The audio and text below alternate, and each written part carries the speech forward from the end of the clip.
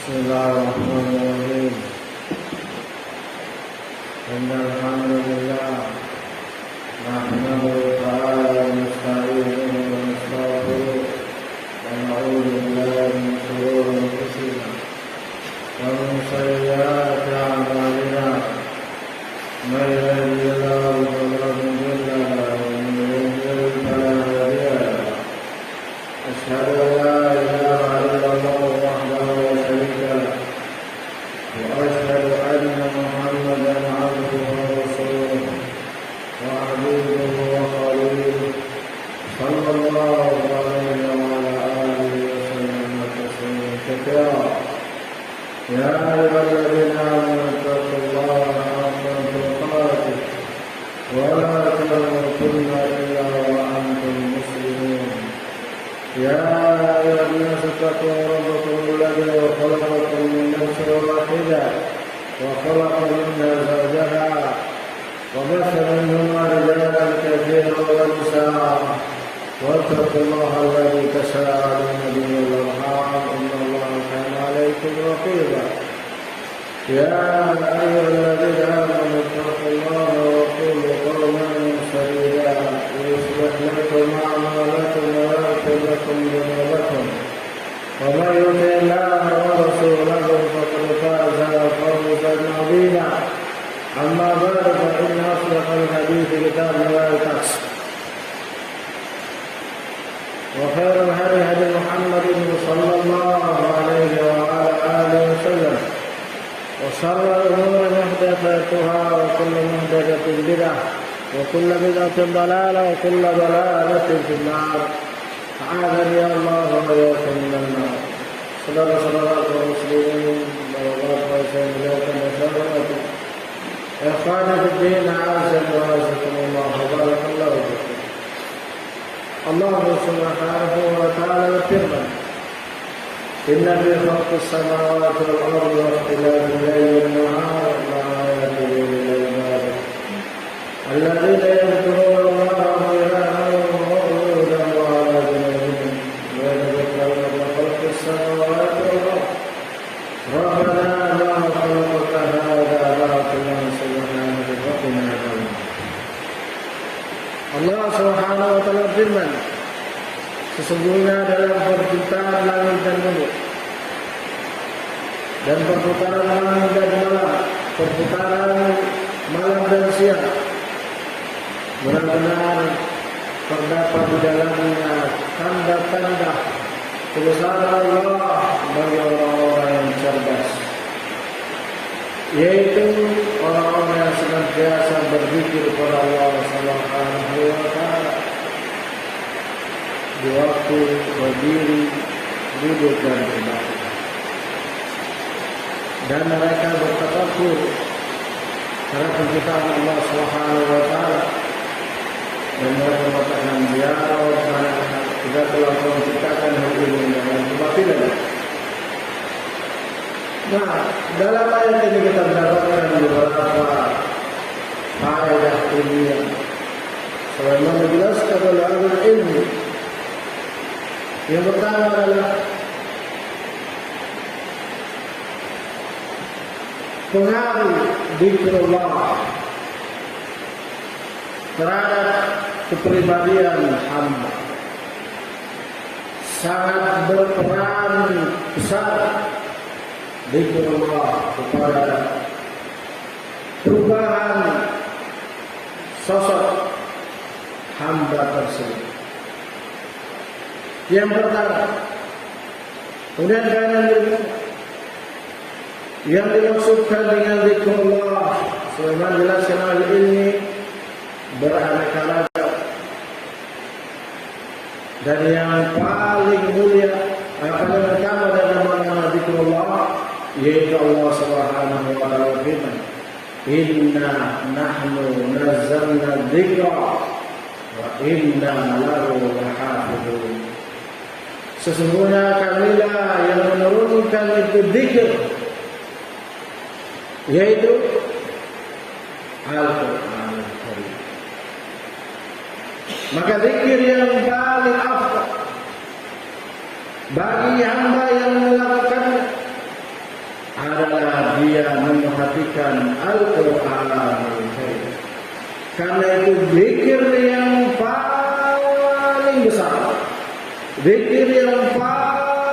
utama, zikir yang paling agung bagi hamba yang ingin mencapai derajat yang Allah sampaikan dalam ayat tersebut. Al-Quran. Bersemangat terhadap Al-Quran Al-Karim di dalam memerhatikannya, dan tahapannya jelaskan oleh ahli bertahap. Yang pertama, memperbaiki makhrajnya, yaitu huruf-huruf di dalam pengucapannya, alif, ba, ta, ja, dan seterusnya. Ini bagian dari berzikir, bagian dari memperhatikan Al-Quran. Kemudian setelah itu, yaitu cara membaca ketika tersusunnya alif, ba, ta, ja. Ketika sudah disambung satu persatu dari huruf-huruf hijaiyah itu, maka ini juga bagian dari memerhatikan Al-Quran, dan itu zikir yang pertama. Setelah benar dalam pengucapannya, pembacaannya, barulah dia masuk dalam poin berikutnya, yaitu memperbagus suara ketika membacanya. Zainul Qur'an bi aswatikum, hiasilah Al-Quran, percantiklah Al-Quran, perindahlah Al-Quran dengan suara-suara kalian. Nah, setelah berhasil dari poin yang ketiga tersebut, mulailah setelah itu masuk yang tahap berikutnya, yaitu khairukum man ta'allama Al-Quran. Siapa sebaik-baik kalian adalah siapa yang belajar Al-Quran. Mempelajari Al-Quran yang paling pertama adalah menghafalnya. Sebelum setelahnya yang sedang kita sebutkan. Nah, yaitu awal pertama mempelajari Al-Quran adalah menghafalnya. Karena para ulama memahami makna hadis Nabi sallallahu alaihi wasallam, yuqalu li sahibil Quran, iqra wartaqi warattil kama kunta turattil fid dunya fa inna manzilataka 'inda akhir ayatin taqra'uha.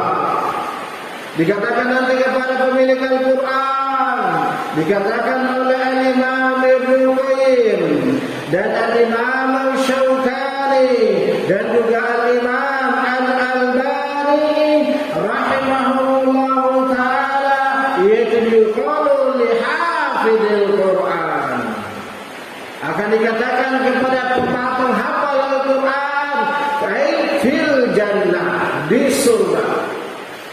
Nah, iqra, bacalah Al-Quran, wartaqi, dan naiklah kamu derajatmu di surga, warattil, dan murattallah kamu di surga ini, kama kunta turattil fid dunya, sebagaimana kamu dulu merattal di dunia, kamu sesungguhnya derajatmu di surga, sesuai dengan akhir ayat taqra'u ay tahfadha.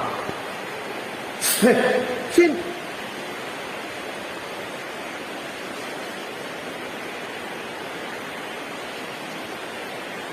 Nah, kemudian itu ya tahapan yang berikutnya dari zikir tilawat Al-Quran, yaitu menghafalnya. Setelah menghafalnya, barulah masuk tahap berikutnya. Apa itu? Yaitu memungkinkannya. Sebagaimana Rasulullah sallallahu alaihi wasallam mengatakan, ta'ahadu bil Quran fa innahu ashaddu tafallutan minal ibil fi iqaliha. Bersemangatlah kalian, terus-menerus kalian ikat itu Al-Quran, kalian jaga itu Al-Quran, kalian mungkinkan itu Al-Quran, karena sesungguhnya Al-Quran sangat cepat hilangnya dibandingkan dengan unta yang ditaruh di padang pasir yang tidak diikat dari peringkatnya. Ini bagian dari zikir pada Al-Quran. Kemudian setelah itu memungkinkannya, barulah itu mengamalkannya. yaitu sebagaimana hadis Rasulullah sallallahu alaihi wasallam bersabda dari hadis Aisyah radhiyallahu taala anha, riwayat Bukhari dan Muslim dan selain keduanya rahmatullahi alaihi jami'an, al-qala Rasulullah sallallahu alaihi wasallam, al-mahir bil Quran ma'as safaratil kiramil bara.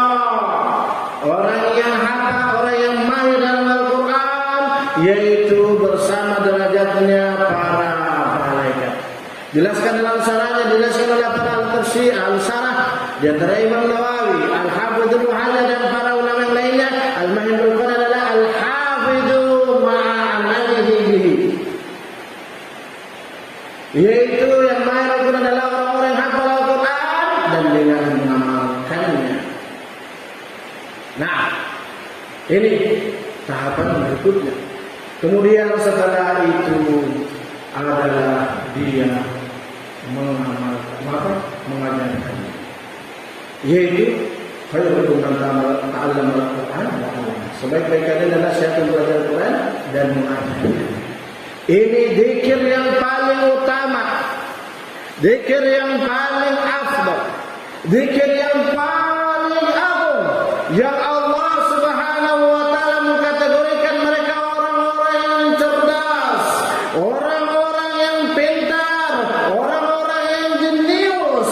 La ayatin liulil albab alladzina yadhkuruna Allaha qiyaman wa qu'udan wa ala junubihim. Nah, jadi siapa yang ingin cerdas, siapa yang ingin pintar, siapa yang ingin jenius, pelajari Al-Quran, dalami Al-Quran, semangat di dalam memperhatikan Al-Quran, sebagaimana sudah kita sebutkan tadi. Nah, dan itu butuh proses, butuh waktu. Tidak ada yang instan di dalam agama.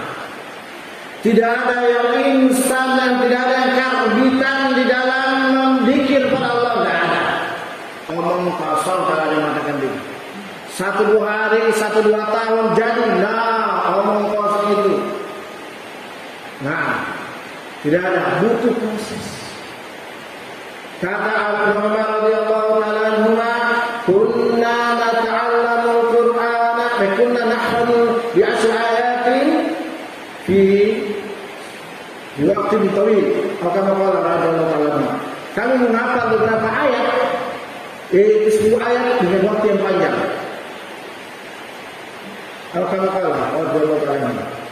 Nah, ini menunjukkan bentuk proses. Itu zikir yang bagian dari makna zikir. Dan itu zikir yang paling afdal. Maka oleh karena itu kalau kita ingin termasuk orang ahli zikir, belajar. Kemudian termasuk bagian dari zikir yang dijelaskan oleh ahli ilmi, yaitu adalah sebagaimana Allah Subhanahu wa taala firman, "Fas'alu ahlal dzikri in kuntum la ta'lamun." Bertanyalah kepada ahli zikir jika kalian tidak mengetahui. Itu apa? Ahlul ilmi, menunjukkan zikir itu adalah ilmu. Jadi mempelajari ilmu, menuntut ilmu merupakan bagian dari zikir yang paling mulia setelah Al-Quran. Dari mana zikir itu sendiri? Nah, zikir yang paling utama pula setelah yang tadi Al-Quran, yaitu ilmu. Jadi mendalami ilmu, mempelajari ilmu, menuntut ilmu, semangat di dalam terus membahasnya, itu bagian dari zikir. Nah, itu bagian dari zikir. Allah mengatakan fas'alu ahla dzikri. Apa zikir situ yang dimasukkan? Ahla dzikri apakah yang dimasukkan oleh Allah Subhanahu wa taala? Dalam surat An-Nahl, Al-Hijr atau An-Nahl, atau dalam surat Al-Anbiya. Allah masukkan al-dzikir ke al-wirid, orang-orang yang wirid pagi dan sore. Orang-orang yang mengatakan la ilaha illallah subhanallah 100 kali. Subhanallah bihamdi, yang begitu. Dia memperhatikan wirid-wirid setelah sholat. Ya, sholat apa? Sholat apa ini? Sholat wajib. Dan seterusnya wirid-wirid. Apakah yang dimasukkan oleh Allah Subhanahu wa taala? Tidak. Tapi yang dimasukkan oleh Allah Subhanahu wa taala al-dzikir di situ ahlul ilmi. Nah, kenapa? Karena begitu jelaskan dalam tafsir. Silakan lihat tafsir. Semua tafsir menyatakan al-dzikir itu adalah ahli ilmu wal ulama. Menunjukkan zikir yang paling afdal dan zikir yang masukkan oleh Allah Subhanahu wa taala sendiri, la ayatul lil albab alladziina yadhkuruna Allah, yaitu orang-orang yang senantiasa mempelajari ilmu. Senantiasa mendalami ilmu. Makanya para imam mengatakan bahwasanya menuntut ilmu sampai mati. Kenapa? Karena berzikir itu sampai mati. Kan namanya berzikir itu tidak ada batasnya. Tidak ada waktunya, tidak dibatasi waktu. Walaupun bertahap di dalam mempelajarinya. Tidak mungkin anak masih 10 tahun disuruh belajar Qatrun Nada misalnya. Atau anak-anak yang masih, yaitu seharusnya dia mempelajari mabani mufidah, kita langsung mengajarkan Pohawiyah. Butuh tahapan proses. Dalam istilah kalau kita Indonesia kurikulum. Tak mungkin anak yang baru belajar, baru begini kita langsung kasihkan pelajaran akidah wasithiyah. Sementara usul salah saya dari awal. Nah, ya. Baik. Nah, zikir itu sampai mati. Makanya para ulama mengatakan menuntut ilmu itu sampai mati. Karena itu zikir itu tidak ada waktunya. Tidak ada istilah bosan, tidak ada istilah jemu, tidak ada istilah malas-malasan. Kenapa? Karena itu namanya dia malas-malasan, zikir. Dia bosan, zikir. Dia menjauh dari zikir. Kenapa? Karena Allah mengatakan atau para ulama mengatakan zikir itu sampai mati. Nah, kemudian sebagaimana para ulama mengatakan berdasarkan dari hadis, nanti kita sebutkan keutamaan di antara keutamaan zikir. Kita masih menyebutkan nama-namanya zikir ini sehingga orang tidak salah kaprah. Karena ada sebagian kaum muslimin memahami zikir itu cuma poin-poin tertentu saja. Yang lainnya disepelekan. Padahal yang disepelekan ini adalah perkara zikir yang paling afdal, yang paling besar. Kemudian makna zikir yang berikutnya, yaitu Rasulullah Subhanahu wa taala berfirman, "Wa aqimus salata lidzikri." Termasuk bagian dari zikir adalah salat. Nah, kalau sholat fardu tidak perlu ditanya, karena kalau itu tidak lakukan bisa berbahaya, karena dia udah Islam yang kedua. Namun kalau juga dimasukkan juga di situ zikir itu adalah sholat sunnah, maka ini yang dimasukkan. Nah, jadi zikir sholat sunnah termasuk bagian dari zikir. Namun dia di bawahnya yang poin yang pertama dan kedua tadi. Di bawahnya poin yang pertama dan kedua. Kenapa? Karena kalau dimasukkan di situ aqimus shalah dan dzikir cuma salat fardu, ya dia paling afdal melebihi Al-Qur'an. Biar orang tidak hafal Quran, biar orang tidak belajar Al-Qur'an, kalau dia salat insyaallah. Namun kalau dia hafal Al-Qur'an atau dia menuntut ilmu tapi tidak salat fardu, yo habis itu, tidak ada apa. Malaikat maut segera akan datang menjemputnya. Nah, tapi dimasukkan situ adalah zikir, wa aqimus sholata lidzikri, salat fardu dan salat sunnah. Nah, salat sunnah fardu itu di bawahnya poin yang pertama dan kedua. Di bawahnya poin yang pertama dan kedua yang kita sebutkan tadi. Kenapa? Imam Ahmad rahimahullah taala ditanya. Sebagaimana dinukilkan oleh Imam Ibnu Qayyim rahimahullah taala dalam Madarijus Salikin. Ditanya pada beliau, ada seorang murid yang mengatakan, "Ya Imam, manakah yang kau lihat lebih baik bagimu? Di malam hari aku bangun dengan menulis dan mempelajari ilmu, atau aku memperpanjang salat malam?" Kata Imam Ahmad rahimahullah, dengan kamu memperlama salat malammu, maka itu kebaikan untuk dirimu sendiri. Dan kamu membahas dan menulis dan membahas ilmu di malam hari, itu untuk kamu dan kaum muslimin. Dan itu lebih aku cintai. Sambil disebutkan asar-asar para salaf oleh Imam Bukhari rahimahullah bahwasanya itu ilmu lebih afdal daripada salat sunnah. Nah, baik, itu makna zikir yang ketiga. Kemudian di antara makna zikir juga adalah amar ma'ruf nahi. Nah, yaitu sebagaimana Allah Subhanahu wa taala berfirman, "Kuntum khairal ummatin ukhrijat lin-nas ta'muruna bil ma'ruf wa tanhauna 'anil munkar wa tu'minuna billah walau amana ahlul kitab lakana khairan lahum." Allah Subhanahu wa taala berfirman, kalian sebaik-baik umat yang dikeluarkan kepada manusia. Nah, yaitu apa dan amar ma'ruf nahi. Dijelaskan oleh ahli ilmi al-tarsyid, yaitu mereka dijadikan sebagai umat yang terbaik para sahabat radhiyallahu taala anhum karena mereka melakukan amar ma'ruf nahi munkar. Dan amar ma'ruf nahi munkar di antara tegaknya Islam dan agama. Dan itu merupakan taqarrub, bagian dari zikrullah. Kenapa? Karena kalau ini ditinggalkan, maka menunjukkan dia akan mendapatkan laknat disebabkan mereka meninggalkan zikrullah. Sebagaimana Allah Subhanahu wa taala berfirman, "Lu'ina alladziina kafaru min bani Israil 'ala lisani Daud wa Isa bin Maryam. Dzalika mimma 'asaw wa kanu ya'tadun. Kanu la yatanahawna 'an munkarin fa'alu." Al-ayat. Dan banyak makna zikir lagi. Kita sebutkan 4 poin itu sebagai pencerahan, sebagai poin-poin terpenting. Karena banyak orang yang salah kaprah tentang makna zikir. Karena banyak orang yang salah kaprah. Kenapa? Karena mereka memahami makna zikir yang poin yang paling mafdul, yaitu yang tingkatan rendah, dan mereka melalaikan makna zikir yang paling besar. Ini termasuk kata Imam Ibnu Qayyim rahimahullah, termasuk makar setan. Ketika hamba lebih mengutamakan amalan-amalan yang lebih kecil amal keutamanya dan meremehkan amalan-amalan yang paling besar dan afdal keutamanya. Ini maka setan. Sebagaimana beliau menyebutkan di dalam banyak tempat dalam kitabnya. Baik, kemudian faedah yang bisa diambil dari hadis tersebut, yaitu dengan itu menunjukkan bahwasanya zikir itu sangat mempengaruhi kecerdasan, sangat mempengaruhi ketekunan, sangat mempengaruhi keimanan, sangat mempengaruhi keistiqomahan seorang hamba. Maka oleh karena itu perhatikan zikir kepada Allah Subhanahu wa taala. Karena zikir ini akan berkesinambungan dan dibawa sampai mati. Sebagaimana Rasulullah sallallahu alaihi wasallam bersabda, "Mathalul ladzina yadhkurullaha wal ladzina la yadhkuru kamathalil hayy wal mayyit." Permisalan orang-orang yang berzikir pada Allah Subhanahu wa taala, yaitu dan orang yang berzikir seperti permisalan hidup dan mati.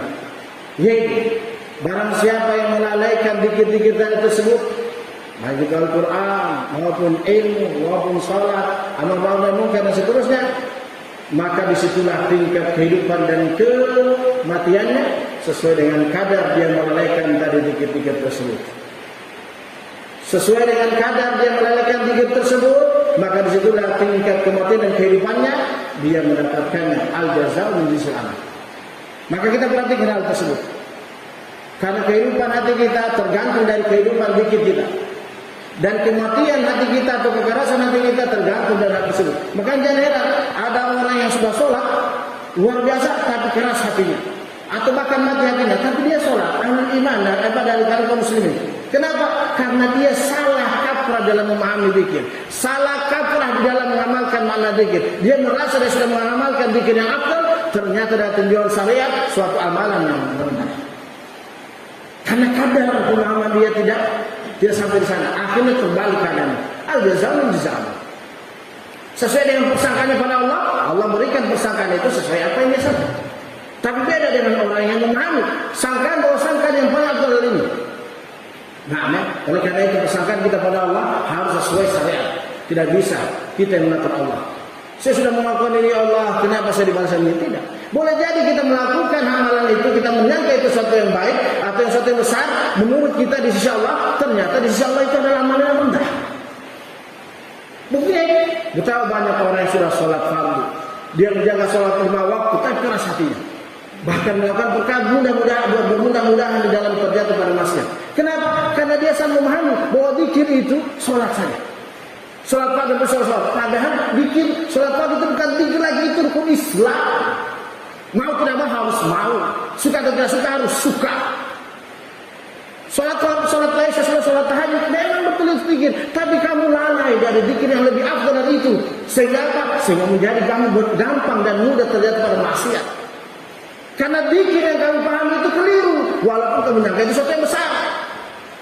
Ada zikir yang lebih agung yang kamu lalaikan, dan kelalaian terhadap zikir yang paling agung itu, disitulah balasan Allah terhadap dirimu. Kata Allah Subhanahu wa taala, "Wa man a'rada an dzikri fa inna lahu ma'isyatan dhanka wa nahsyuruhu yaumal qiyamati 'ama. Al-ayat. Barang siapa lupa dari dzikirku, apa dzikir? Silakan tafsirkan pada ayat itu.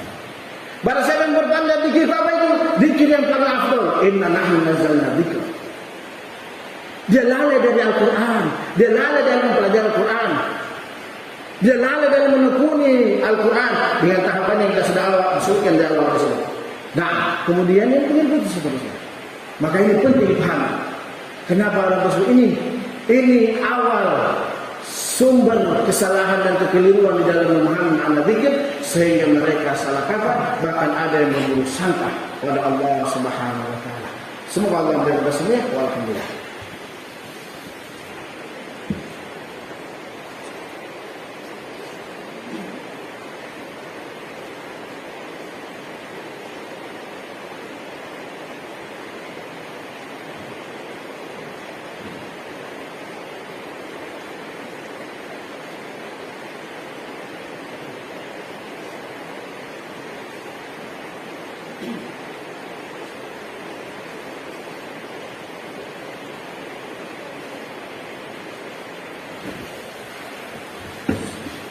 Alhamdulillah wassalatu wassalamu ala Rasulillah wa mawlana.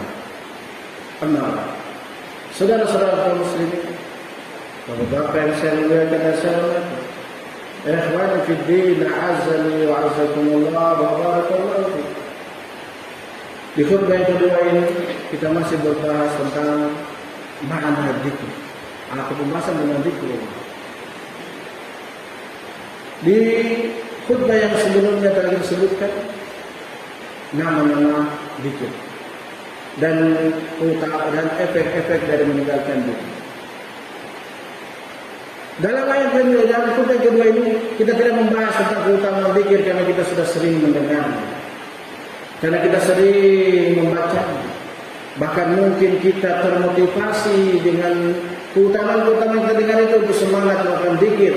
Walaupun di dalam pengamalannya berbeda-beda orang di dalam mempraktekkan mana zikir yang afdal dan mana zikir yang dimaukan.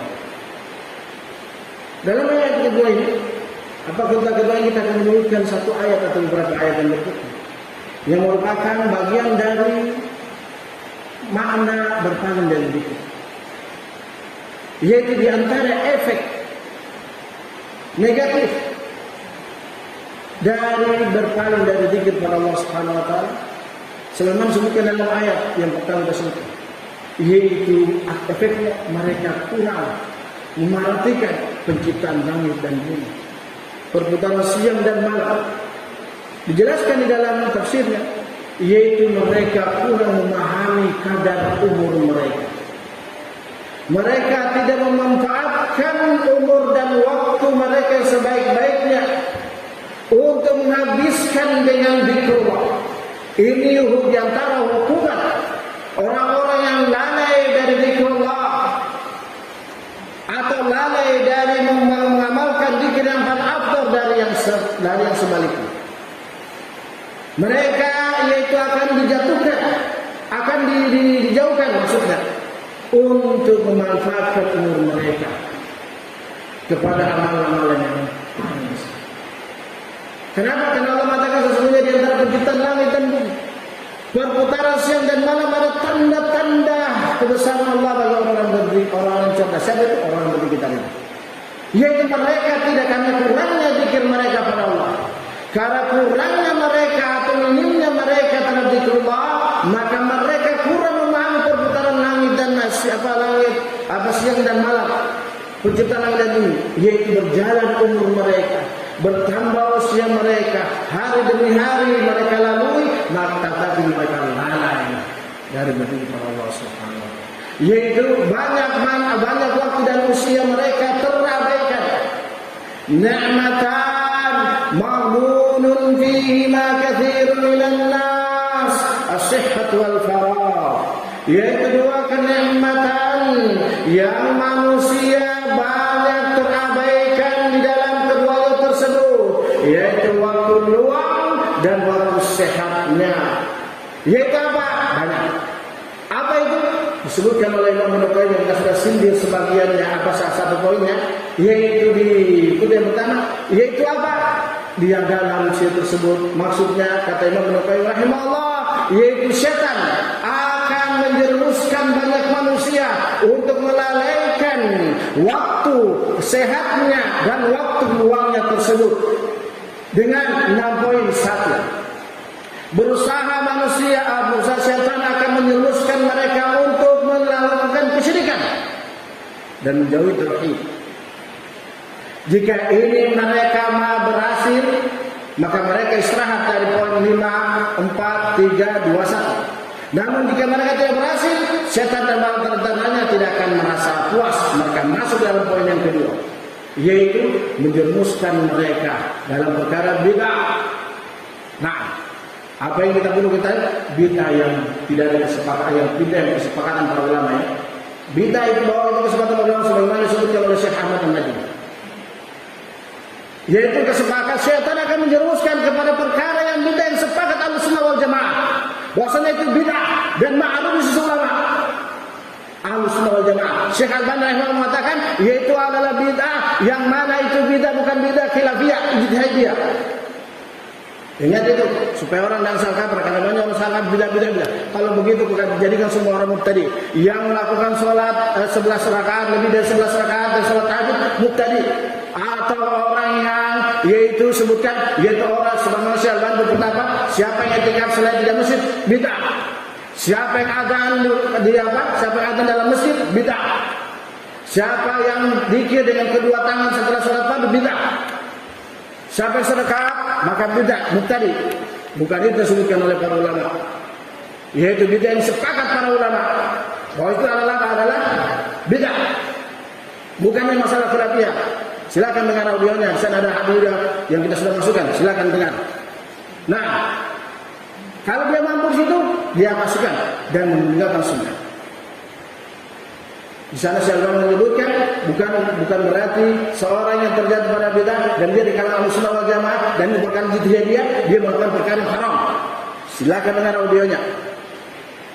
Syekh Al-Albani rahimahullah taala mengatakan orang yang melakukan orang yang berpendapat bahwasanya meninggalkan sholat sunnah dengan dengan malas-malasan yaitu tidak kafir, namun siapa yang berseberangan dengan kami tidak katakan dia mubtadi. Padahal permasalahan jelas. Walhasil, silakan dengar, kita sudah bahas sana audionya, bahasa Arabnya, bahasa Indonesianya. Bagi yang tidak bisa bahasa Indonesia, bahasa Arab kita sudah terjemahkan bahasa Indonesianya. Silakan. Kecuali yang tidak mau, ya silakan, urusannya dia sendiri. Baik, kalau dia mampu itu, maka dia berarti dari poin yang keempat, ketiga, kedua, ke 1. Tapi kalau dia tidak berhasil, dia masuk pada berikut, yaitu dia lalaikan dari perkara wajib, sehingga dia menjauh perkara yang wajib tersebut dan dia meremehkannya. Kalau dia tidak berhasil, dia masuk pada poin yang ketiga. Apa yang poin ketiga?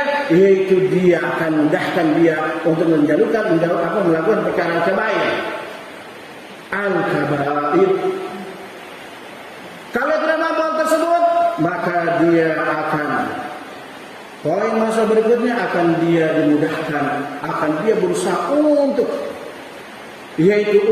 melakukan banyak perkara dosa-dosa as-sagha'ir.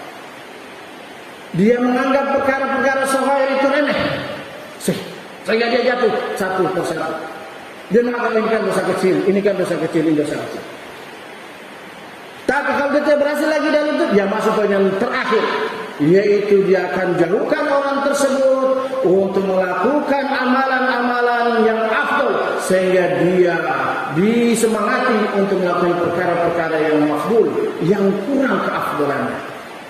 Nah ini di antara hal tersebut. Oleh karena itu, maka ini bagian dijelaskan oleh ini bagian dari kelalaian.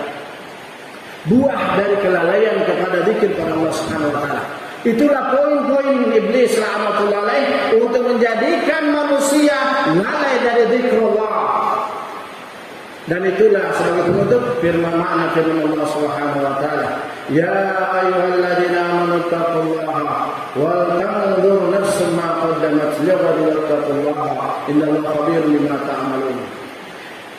Wala takunu kalladzina nasullaha fa'ansahum dzikra fa'ansahum anfusahum ulaika humul fasiqun. La yastawi ashabun nar wa ashabul jannati humul faizun. Jangan wahai orang beriman, bertakwalah kepada Allah dan persiapkanlah dan lihatlah diri kalian untuk persiapan kalian di hari esok, itu hari akhirat. Dan bertakwalah kalian kepada Allah. Sesungguhnya Allah mengetahui apa yang kalian kerjakan. Jangan kalian menjadi orang-orang yang lupa pada Allah. Jangan salah tafsirnya nasu dzikrullah. Maka Allah melupakan mereka. Di sini maknanya merupakan dzikrullah, merupakan Allah, sehingga Allah merupakan mereka. Itu poin-poin 6 yang disebutkan oleh Imam Ibnu Qayyim. Maka kita waspada pada diri kita. Kita muhasabah diri kita. Apabila kita sudah selamat dari poin-poin itu, hati-hati.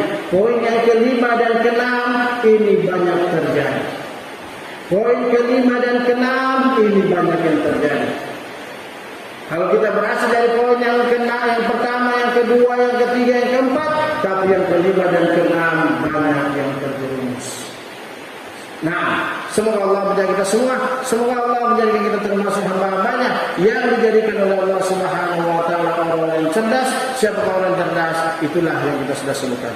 Wallahu a'lam bishawab. Alhamdulillah.